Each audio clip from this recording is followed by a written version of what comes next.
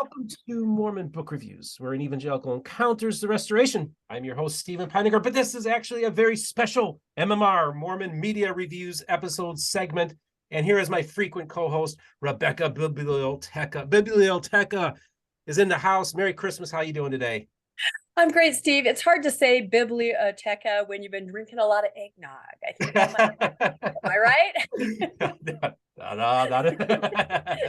Oh, you're fun. So Rebecca, I want to thank you so much for doing this, and also, Spanky Ward, I think is actually probably one of the most important guests that I've ever had on my program.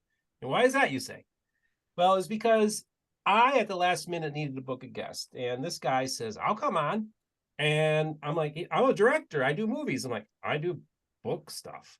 But you know what? We had a really good, and I thought, you know what? I need to stretch some muscles, exercise some muscles I haven't used before. So I'm going to have this director on. And then, of course, you sent me this lovely movie, The Santa Box, last Christmas. I will tell you, my mom loved this film. And so I thought, this is great. I want Spanky to come back on because, one, we want to talk about his Christmas films.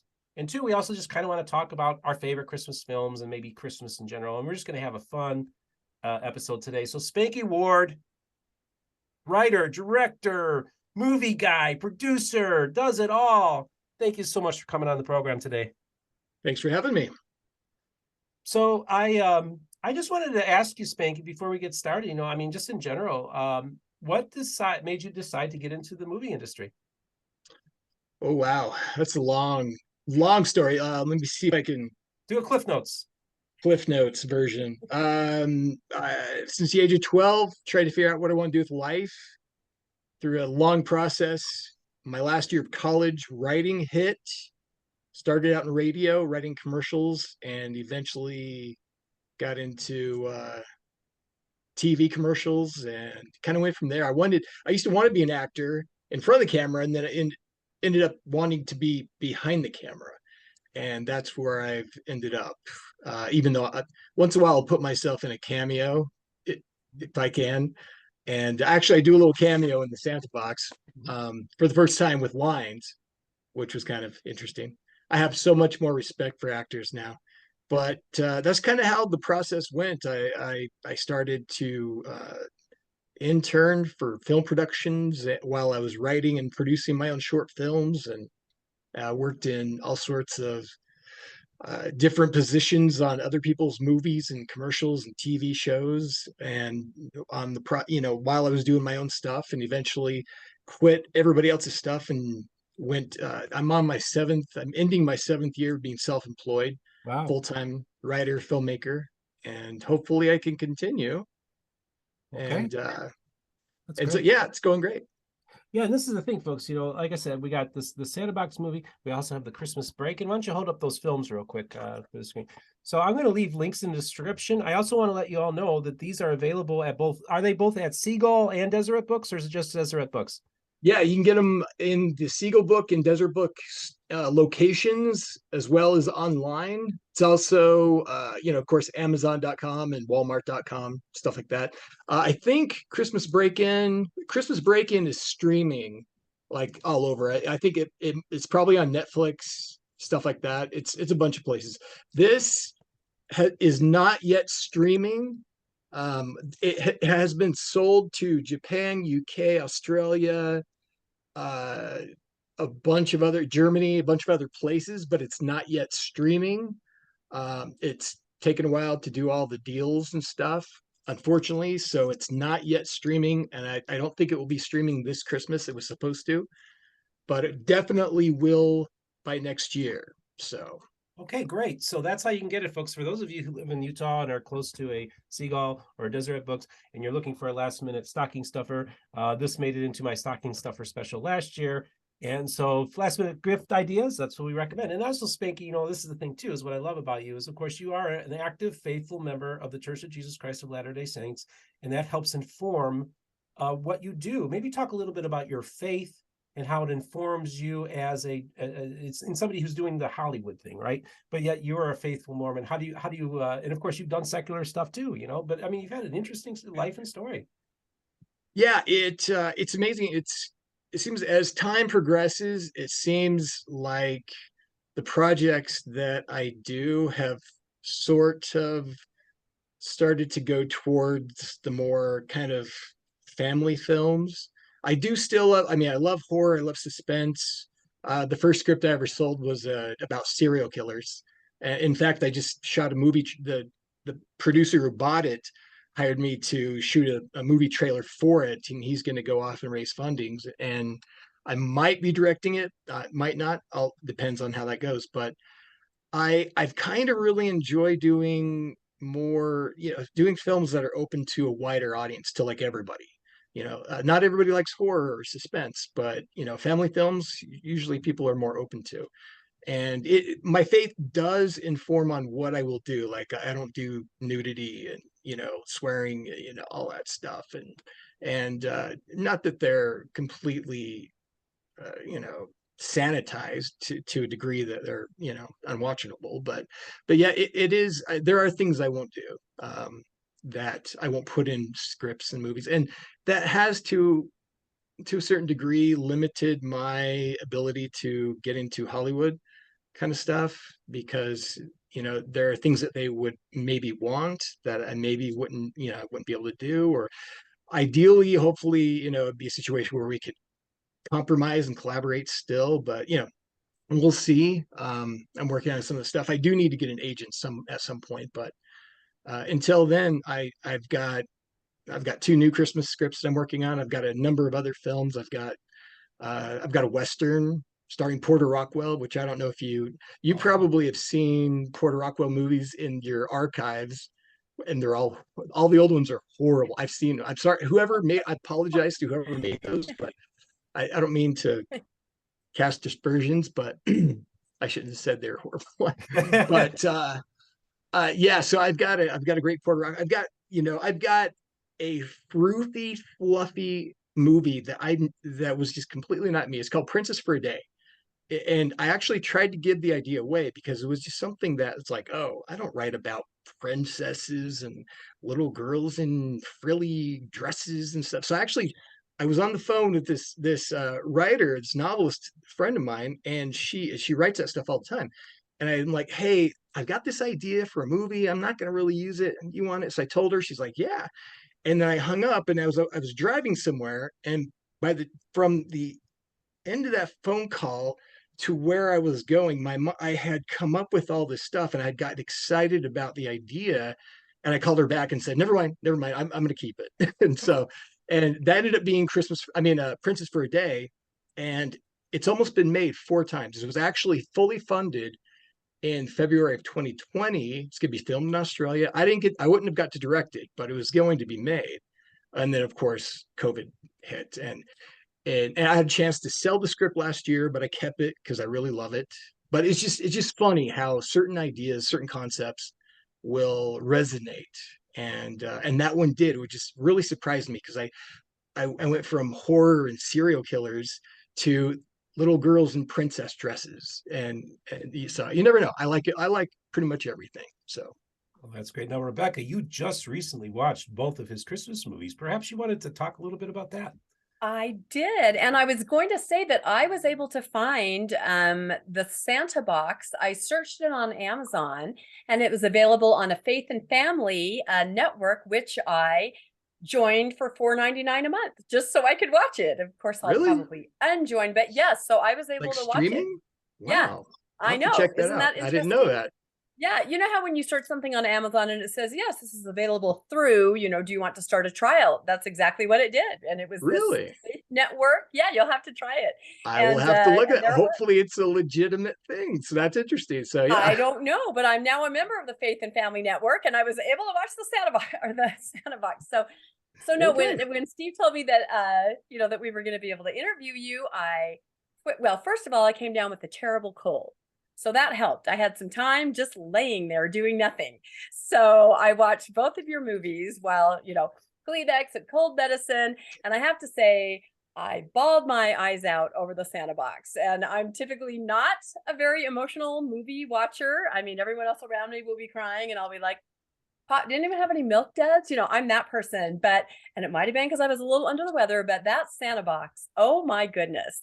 And so my question for you, I would just love to hear about the creative process of that movie. I mean, where did that come from? It was just wonderful. Thank you. I'm so glad that you liked it. When it was in theaters here in Utah, my favorite thing in the world, actually going back, I always had this fantasy of making a movie and sitting in a theater incognito with the audience and just, watching and listening to their reactions to my movie. And I finally got a chance to fulfill that dream, that fantasy when it was in theaters. I went to over 40 screenings, and then afterwards I would stand up and introduce myself. I'd give away DVDs and and sometimes I'd be there for a couple hours talking to the audience. It was like just unbelievably amazing. It's my favorite thing in the world to do. But while I'm listening, I listen for two things: laughter and sniffles. I know Sniffles. if I hear sniffles, I know Yeah. that they're crying, Yeah. and I've connected with them, and that's what really was important to me. So I'm glad to hear that you cried, because it means it I connected with sniffled you. my way. I mean, some of it was the cold, but the rest of it was Yes, not. It was just a very wonderful film, wonderfully I'm done. I glad. hope everybody will listen to this, Steve, and will just access it and watch it this Christmas because it's for the whole family. It's just Yeah, wonderful and such a great message and just wonderful. especially nowadays. But the Yeah. process of it, I was called into a production company that I'd written a couple other scripts for, and they made another movie, one of the movies I wrote for them, and they wanted me to pitch some more ideas, and I brought in like 30, went through, and they weren't looking for a Christmas story at the time. And so as I left, again, driving home from Pleasant Green, Orem area down back to Salt Lake, I pitched them the Santa box, and then my brain took hold of the idea and developed it on the drive back. And by the time I got back, I'm like, okay, I've got to write this. I always wanted to.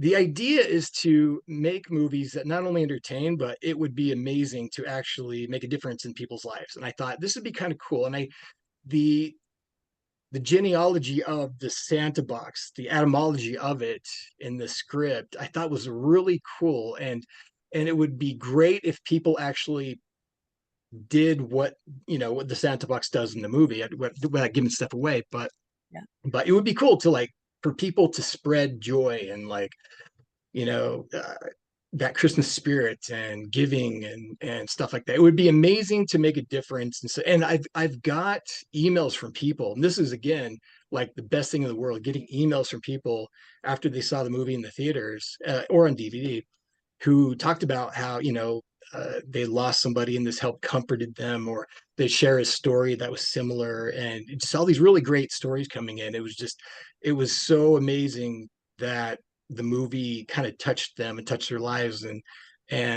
that's my goal. I would love to make a difference in the world with the films that I make, as well as entertain and make some money hopefully someday. But that's the biggest thing. I would love to make a difference in the world, using the gifts and talents I've been given. So hopefully it will continue. I'm looking forward to where it's streaming on a wider basis as well. So hopefully I'll get more feedback from people. Right. And I have to say that your cameo in it, because I mean, you may be headed for another career. I thought you did an amazing job. I Have you seen it appreciate recently, that. Steve? Have you seen it recently, I wa- Steve, with his I as watched the this. I doctor? made sure I watched that scene Yeah. last year. Yeah, and I remember that. It was pretty Yeah, good. he did a great job, didn't he, Steve? I Well, thought, I mean, I would never have known that it was, somebody saying, okay, I'll fill in, sort of. No, I mean, you were great. I've been meaning to do that, and I've chickened out so many times. And even that day, just like the actor who was supposed to show up, something came up and he wasn't able to come. And so I just kind of flippantly said, "Like, I'll do it." And my first 80 Sadie day, she's like, "Yes, yes, you'll do it." And I tried to back out. She's like, "No, you're gonna do it." And so she wouldn't let me back out. And so, like I said, I have so much more respect for actors now, because I only had to learn like a paragraph of lines, and I wrote them, and I still had to memorize them. And I messed up a few times when we were during the take. So I have so much more respect for actors now, especially during the audition process. But it was fun. They told me I did a good job. I don't know whether or not to believe them because, it's not like they're going to tell me I did horrible, but I did my best. It was cool. It was fun. I would like to do it again. Only think next time I'm going to write something specifically for me. What that would be, I have no idea, but I definitely want to try again. So I appreciate it. I hope I did do okay.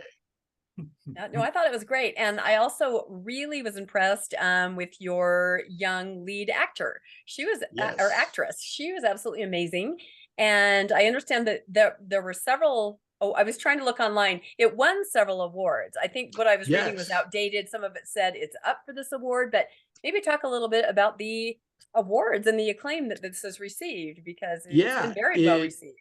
It won the Audience Choice Award at the LDS Film Festival. And this is the thing too. It wasn't a film. Normally you don't submit a film that has distribution to festival and stuff, but it just happened to, there's a couple going on that, so I decided to submit here. But that was it. I wasn't trying to submit them all over. And we had a great response. It won best, Audience Choice Award at the LDS Film Festival. It won second place for best feature film. It won. So, and then we won best made in Utah film at the Utah Film Awards. And our lead actress Cami Carver won best actress under 18, and that was her first film. She was I'm not amazing. surprised. She was was amazing. amazing. Yeah, it also won it won a couple awards from another thing, and I'm trying to think of all the other. It's won 7 altogether, but yeah, it was great, and it was nominated for a ton of others. So, but yeah, it was an amazing time. It was good to be able to go and again every show it somewhere and get responses from people who have seen it. So Well, that's great. Now, I haven't seen the other Christmas movie, Christmas Break-In, the Christmas Break-In. Rebecca, you recently saw that. Maybe you have a few questions about that film. Yeah, I was going to bring that up because that was also really good. And that came out first, as I understand it. And then yeah. Kurt Sandbox was, yeah. And so it's more of a comedy. So I wasn't crying during that one, but I was laughing because there's some very interesting characters and character development, I thought, in that. It's a story of a family, and it's a story of a little girl who kind of has a dream, and the parents not really meaning to are letting her down by not showing up or not being there. And so it's just about her and her brother and her family and her dream of owning something very special. And then her relationship with a custodian at the school who kind of helps her with her dream. And then, of course, there's this funny crime element in it, and it all kind of, comedy of errors comes together at the end, and it's Christmas and it's snow, and everybody ends up at this school that's, shut down for the season. And so, some really funny moments, and really well done. And also some really good lessons that it shows too. So I really enjoyed that also. Yeah, they had a really great cast. I mean, Danny Glover's in it, Denise Richards and Cameron Seeley from Greatest Showman. And everybody did an amazing job on that. They were really good. Wow. I would also recommend that. Everybody, you need to have a double feature this Christmas. So these 2 movies, they're really great. Yeah, it's definitely more, little kids-ish, but I mean, everybody will enjoy it, but it's definitely, if you have littler kids, they'll definitely like it a lot. That's what I hear anyway. So I don't have kids myself, but I hear they like it. I'm just curious, Rebecca, because of course we've talked about this in other episodes, and of course we have talked about this off camera with Spanky, which was you basically were only allowed to watch church approved, like made by BYU Films or made by the church, but these movies are made by a faithful member of the Church of Jesus Christ of Latter-day Saints, and you can get them at the church bookstores. As a child, would you have been allowed to watch these movies? Yeah, I think I would have, because probably they would have been sold. Now, I grew up in Washington State, so we didn't have Deseret Book, but we had a place called Desert Book, and it had all these kinds of things. So I'm guessing if my parents could have found a copy of these and brought it home, but yes, they would have been fine with this. So okay. Yeah, That's it was cool. just Hollywood that my parents were trying to, of uh, course, the problem with doing that, sheltering your children like that, in my opinion, is that by the time I was able to access stuff on my own, I watched everything. I became like a film minor.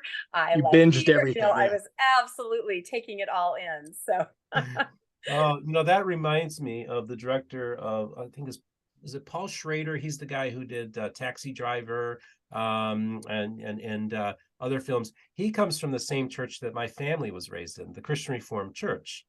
And they were strict. You weren't allowed to watch movies. You couldn't go to dances or anything like this. And this guy then becomes considered to be one of the great writers in Hollywood.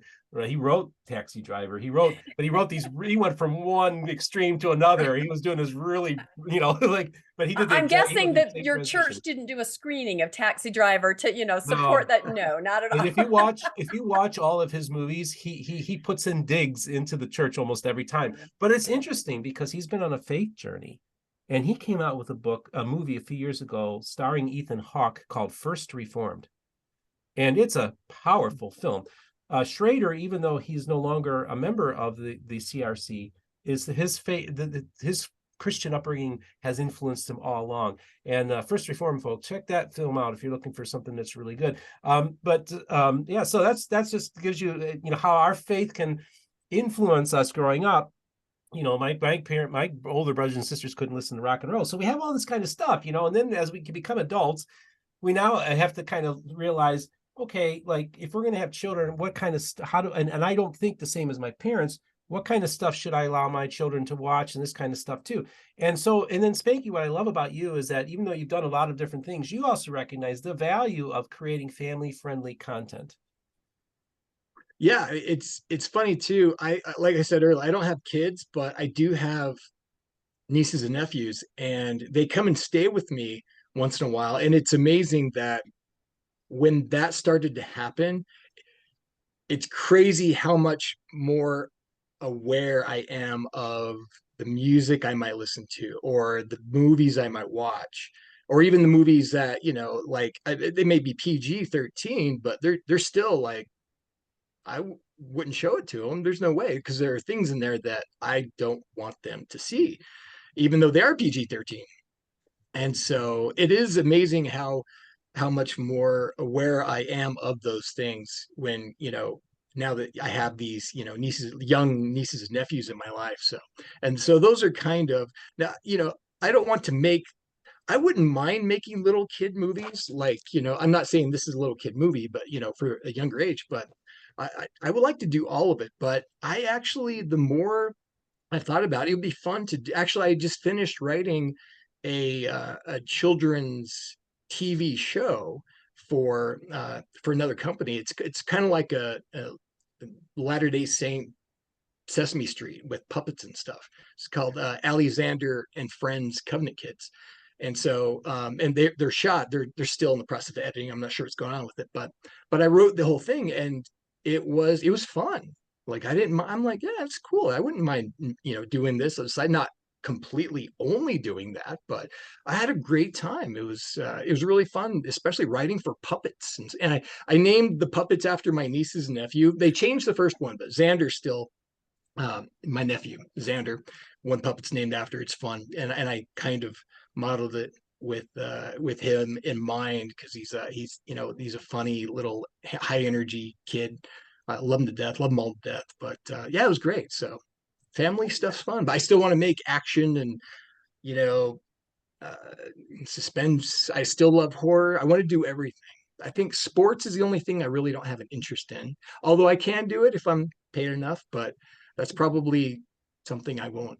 I would I say won't. never say never. I Yeah, predict, Steve, that we're exactly. going to have Spanky back on in a year or so going, I wrote this sports drama, and it's just, That's very true. That's very true. Because, like that's I very said, true. I never thought I'd write a movie about little princesses in dresses and stuff, and it's one of my favorite scripts. So See, you're very eclectic, which is amazing. I love that. And I can relate so much. My husband and I have run a theater program for almost 20 years in the Pleasant Grove area here in Utah. And I write all the plays myself.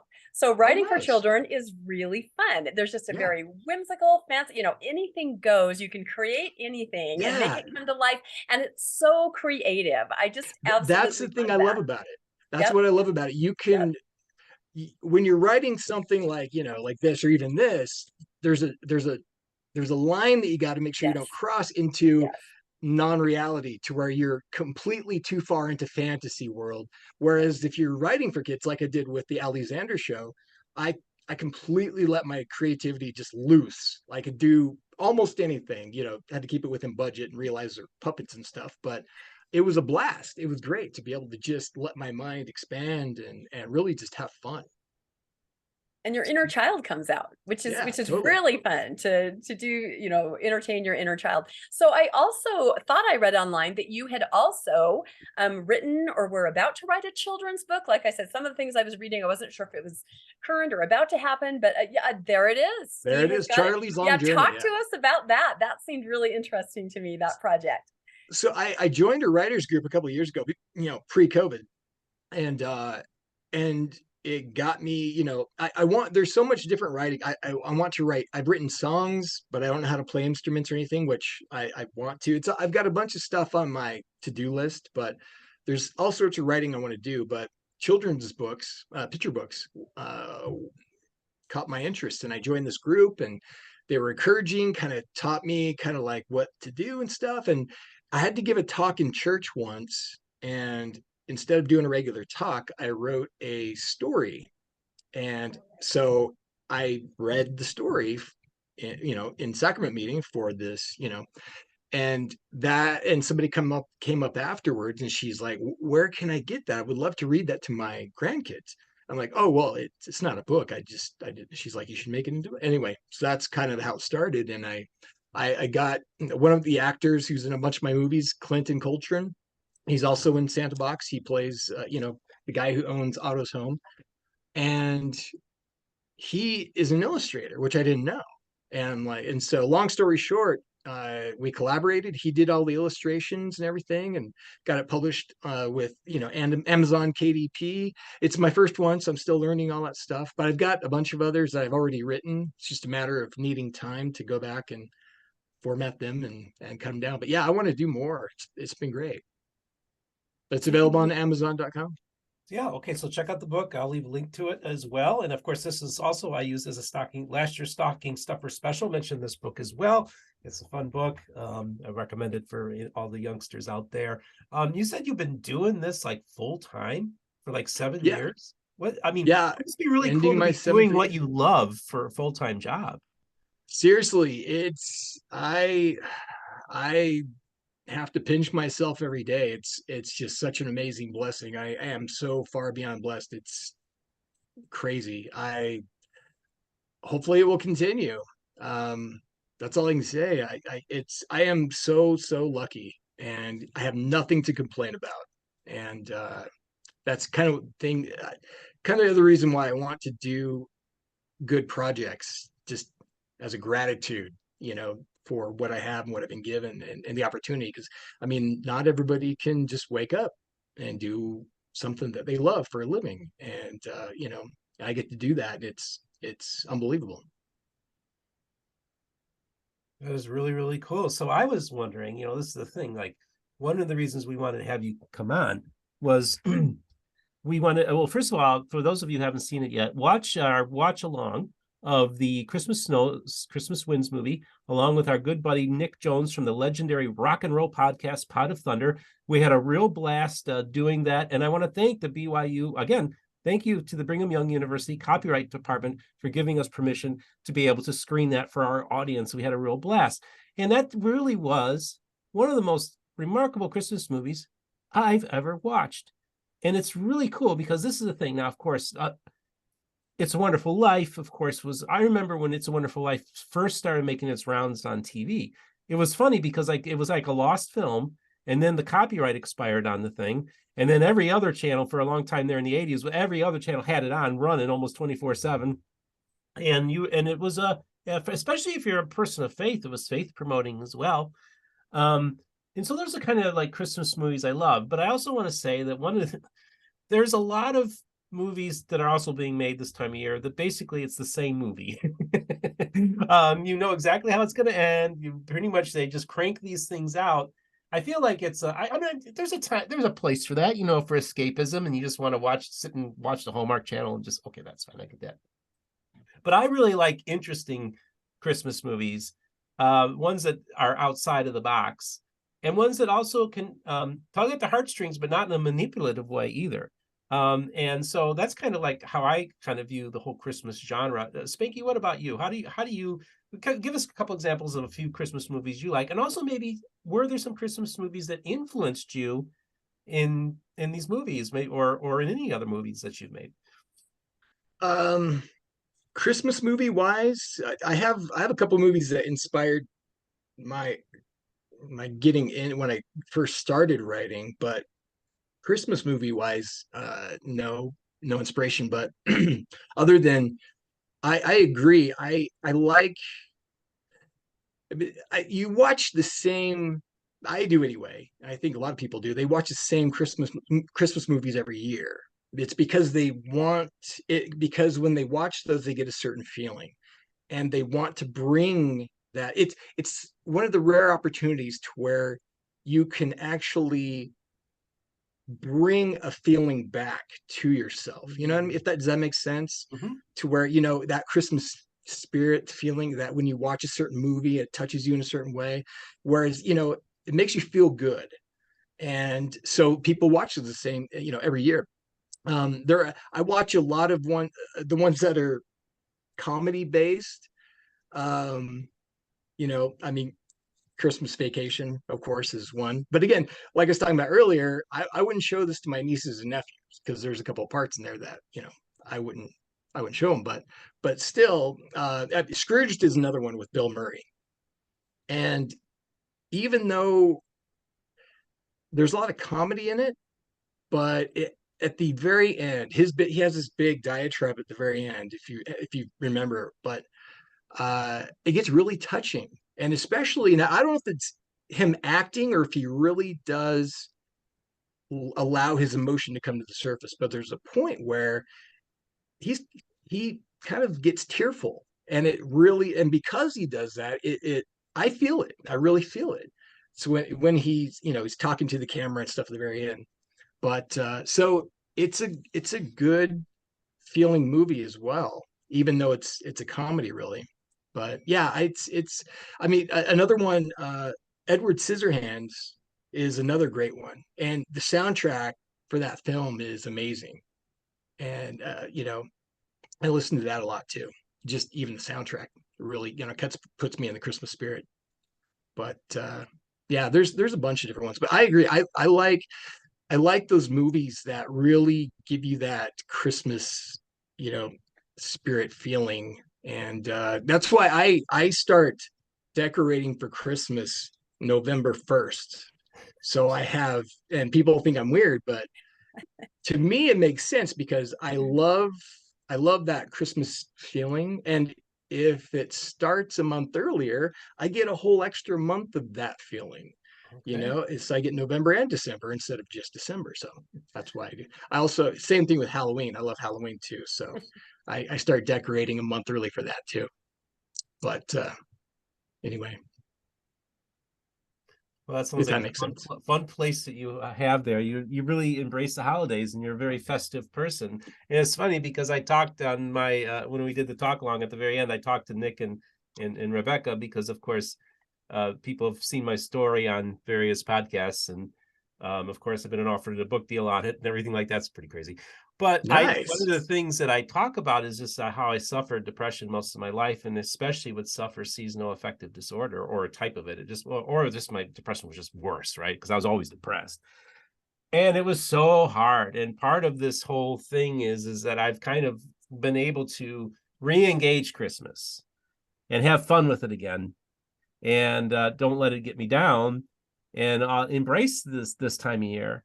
And that's what I'm so grateful for, is I'm able to do this kind of stuff. It's really kind of cool, and I really think that the stuff you make, Spanky, is just like really awesome. It's really cool. My mom was really, really touched by the Santa box. It was such a I'm great glad. film. Thanks. And so it's just a really great thing. Now, Rebecca, we haven't gotten around. What you need to tell us about some of your favorite Christmas movies. Well, I have a very interesting relationship with Christmas movies. So as I keep mentioning, I was raised without television. However, once a year for 2 weeks at Christmas time, my parents would rent a TV. So Christmas was a much bigger deal to me than other kids because I got TV to watch the Christmas specials and the Christmas movies. And we'd go through the TV guide, and that is what I could pick out. So all those Christmas specials, the Frosty, the Rudolph, the Santa Claus is Coming to Town, the movies that they would show just on regular prime time, It's a Wonderful Life, or, just all the different ones. Charlie Brown Christmas. Charlie Brown Christmas, all that. To me, it was a bigger window to the bigger world because I was not really exposed to that kind of media. So to me, I'm still starry-eyed about Christmas movies because they have this memory for me, and we would watch them together as a family. And so my number one, hands down, way out in front, beyond anything else, and anyone who knows me, you say, what's Rebecca's favorite Christmas movie? Or actually probably almost favorite movie? It's White Christmas. I'm sorry. Bing Crosby, Danny Kaye. I can recite every line. I can sing every song. And in fact, an hour and a half from now, I'm going to the theater to see it because I must see it every year. So I watch it all year long. I don't know why. And I think it's because that movie was on when I had that period of time where we were renting a TV, and it was just magic to me. So I haven't seen it. Really funny. I'm going to have to see it now. I have to see that. Have you never seen the seen it. movie? But I listened to the soundtrack. Again, with November, I start listening when November 1st hits. I listen to only Christmas music. So you are familiar probably with the songs then. Totally. So. Yeah, I listened. I just recently, when I left for a week, I listened to that whole album on that trip. Ask me to sing anything. No, no, it's streaming on Netflix right now. White Christmas. Okay, I'm gonna have to get Netflix. I can tell you every trivia piece about it. I can tell you any story behind it. I can name all the stars. Oh man, I wish I would have seen it. I'm gonna have to get Netflix just so I can watch it. I don't have it. And then a couple years ago, they made it into an actual musical that would tour around. Sometimes high schools do it, community theaters do it, and they mixed it up a little bit and added some additional Irving Berlin songs. But it's just wonderful. I dare you not to smile.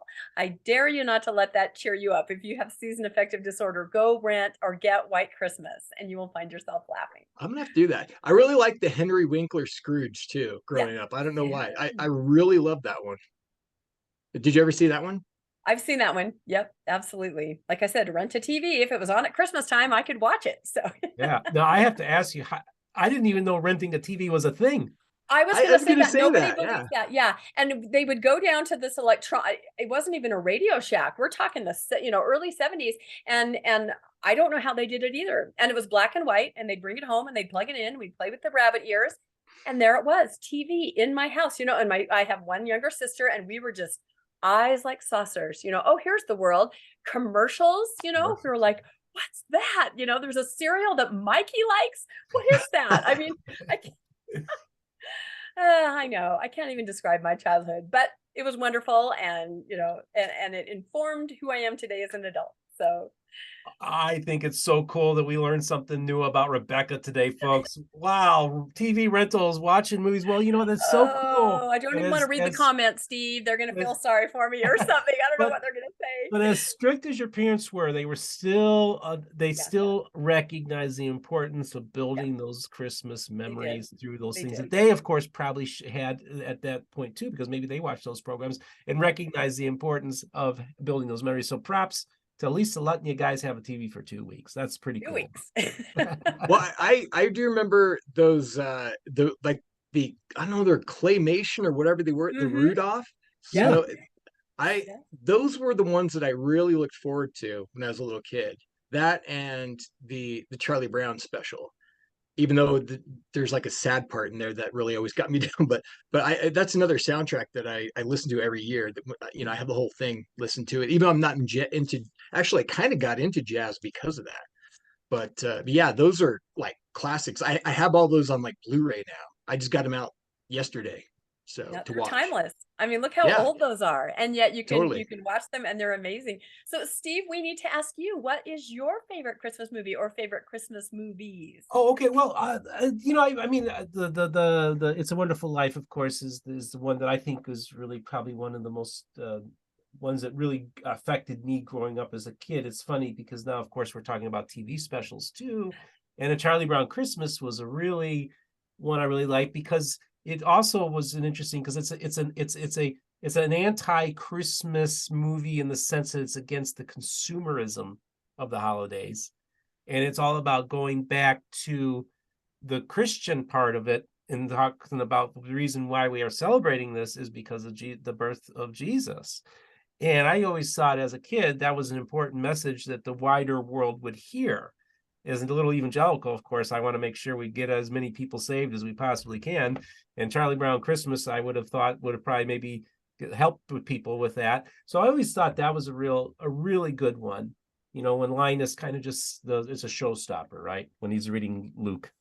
And so that's great stuff. An interesting little, so the end of Santa Box originally, uh if you think of the end, how I have the credit, the end of the original ending was Callie quoting Linus.